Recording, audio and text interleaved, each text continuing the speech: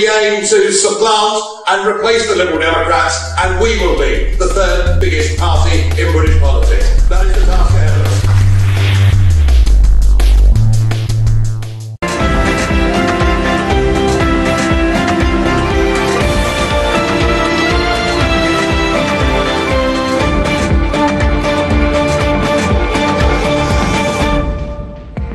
The SNP government says it will flesh out the details of EU membership this time next year.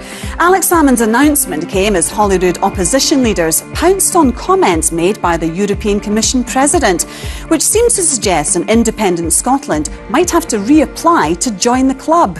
EU officials have been stressing that they don't want to comment on specific situations in member states. Here's STV's political editor, Bernard Ponsonby. If Scotland votes for independence, would it automatically assume EU membership, or would it need to apply? Comments from the President of the European Commission, José Manuel Barroso, appear to suggest Scotland would need to apply. To join the European Union, yes, we have a procedure. It's a procedure of international law. A state has to be a democracy, first of all, and the state has to apply to become a member of the European Union, and all the other member states have to give their consent. And the consequences of those comments? Well, cue cross swords at question time.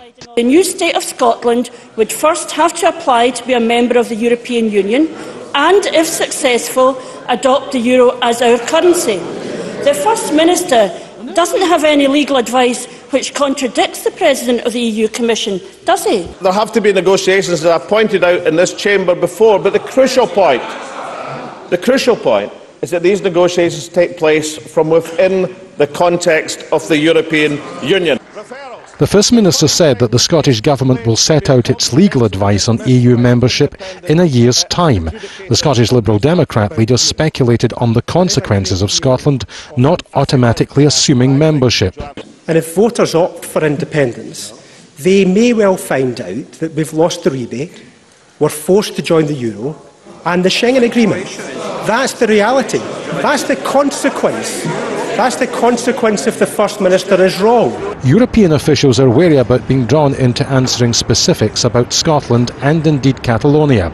Their respective positions within unified states would at least raise a legal question for Europe. Alex Salmond disagrees with opponents on what would happen. Joining us now from Edinburgh is the SNP MSP Christine Graham, and here with me in the studio is the Labour MSP Drew Smith. Christine Graham, SNP is asserting that Scotland would automatically remain within the EU, but it's far from clear that that is a certainty. Well, you know, this is, of course, it's scaremongering. We expect this from the Unionists. But if you look at this, one, presumption being made here is that in Scotland's independence, the United Kingdom would just go on as before, as if it was the same legal entity. And of course it wouldn't. We would have a rump of the United Kingdom or the remainder of the United Kingdom. So what would happen, because Scotland is a nation and England is a nation, it was a voluntary arrangement with the Union of the Crowns and then the Union of the Parliaments, these two nations would remain bound up by all the commitments that were given by the first legal entity, which was the United Kingdom.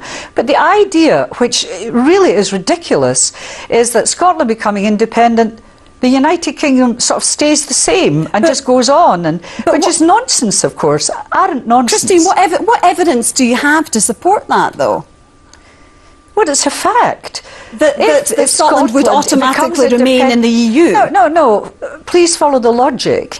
If Scotland does become independent, it therefore follows logically that what remains is not the United Kingdom, but something else, the rump of the United Kingdom. So you have two parts that were once whole.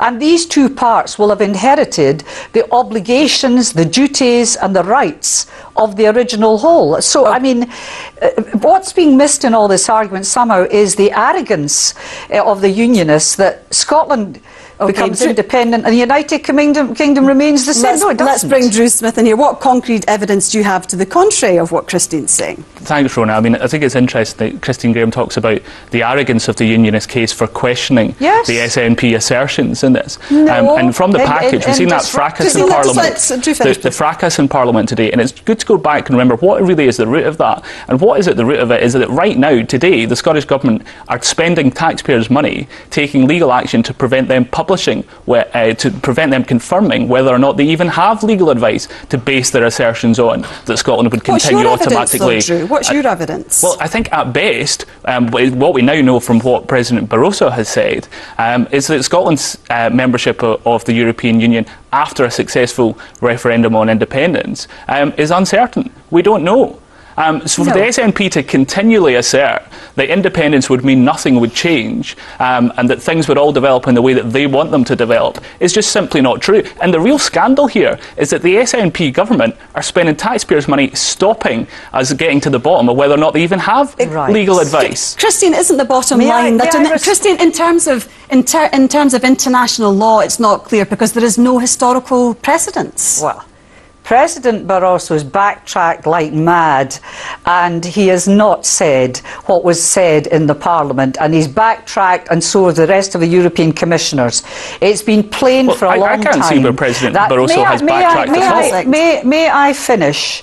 May I finish? The second point to be made about this is that legal advice, which the Labour Party are clamouring for, when I asked for that, I mean, Drew Smith wasn't in Parliament then, but when I asked for that from Labour ministers, on several occasions I was told they do not publish legal advice. There's a protocol which they would adhere to, and suddenly now they want to see the legal advice. Westminster doesn't publish legal advice. This is a false. Can I just answer that very specific point? Let's pause here a second. Thrown at independence. Okay, let's just pause here and let's broaden the discussion and talk about the principle of EU membership. And we're now going to go to Nigel Farage in London, I hope. Yes, Nigel, thanks for joining us this evening. You believe that neither Britain nor an independent Scotland should be in the EU, don't you? Well, I think, for too long the Scottish debate's been a false one, because the argument has been that an independent Scotland could be a member of the EU, and we're only arguing about whether they have to reapply or not. You cannot be an independent country and a member of the European Union. I've made that argument for some years, but forget about me. Yesterday, in his State of the Union speech, for the first time, the F word was used. It is going to become a federal Europe. Mr. Barroso was clear. Democracy can no longer exist at a national level. It must be transferred to a European level. And today, another plan's come out for there to be a central treasury to set budget. So if Scotland wants to leave a devolved United Kingdom and be part of a European Union, it won't be independent, it'll be a satellite of Brussels. And really that, I think, is where the debate ought to be framed. Christine, a satellite of Brussels? Well, I'm more concerned that we're a satellite of Westminster just now, because Scotland has no reputation. Hang on a sec. Scotland has no representation in Europe, no representation over fishing. We have huge oil reserves, gas reserves, renewable energy. We have no clout within Europe, and we will have when we're independent and a member of Europe. Now, the second point you make about that you wouldn't be independent, is he claiming that all the other member states of the European Union are not independent? Sovereignty is not absolute.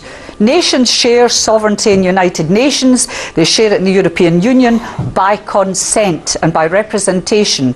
What Mr Farage wants is, I think it's England, because he can't speak for Scotland, to just be isolated from the world and isolated from Europe. Scotland is outgoing, unlike Mr Farage. Well, Nigel. I'm sorry. If you want independence, and I believe that is the word that your party's been campaigning for, you cannot be independent and a member of this European Union, especially the one that Mr Barroso outlined yesterday, and arguing to have clout around the table, well, I would say, what's the point of having clout when your voting rights as Scotland would be about 2.5% of the total votes? But arguing to have influence in Brussels is not the same thing as arguing you can be an independent country, because, as you know, as an EU member, all EU law and all EU court judgments are supreme over yours. Drew Smith, do you think the EU is a democratic union? What benefits does Britain have from being in it? Well, I believe in the European Union and I believe in Britain's membership of the European Union. But the reality is that our membership of the United Kingdom means that within Europe we have certain opt-outs, for example, on the euro. Britain's membership of the EU is not conditional on us being members of the euro. We're not part of Schengen. We don't need to be part of the European Common Border Scheme. And the problem that has now been identified today for the SNP with the potential of having to negotiate our membership is that all of these things will again be up for grabs. And as Nigel Farage says, Scotland's voice around that table will not be as powerful. Christine, what would be the sense in leaving one union to join another, more remote one?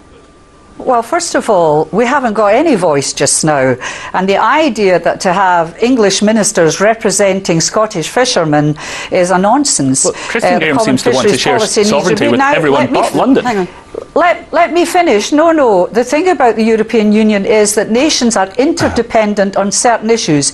Independent on others, we control our tax, our benefits, we control our foreign policy. We would be well, nations have to negotiate between each other. Christine, Norway, across the sea from you, is an independent nation, and she has a 200-mile exclusive economic fishing zone. You, as a member of the European Union, whether it's part of the UK or on your own, have exclusive fishing up to 6 miles. That gives you some idea of the power that an independent country can have. Christine, I'm glad you mentioned Norway. I'm glad you mentioned Norway because it's got its great oil fund with billions in it. Talk about Christine, would the SNP entertain the prospect of leaving the EU to become a truly independent state like Norway? The position of the Scottish National Party is to be a member of the European Union. What is your position, and we've been a member of the European Union for a very long time. Christine, I'm asking your personal opinion. Would you consider the possibility of exploring the option? I'm fully content with the party's position of being members of the European Union. But the SNP's position of what independence seems to mean seems to change all the time, and the closer we get to the referendum, the more the position changes. Christine, very briefly, we're running out of time. Very briefly. I mean, to go back to the point that Drew Smith has to deal with, an independent Scotland and the rump of the United Kingdom will be in exactly the same position. We'll have to leave it there. Thank you all very much indeed for joining us on Scotland Tonight. Now, Scotland's Olympic. We aim to supplant and replace the Liberal Democrats, and we will be the third biggest party in British politics. That is the task ahead.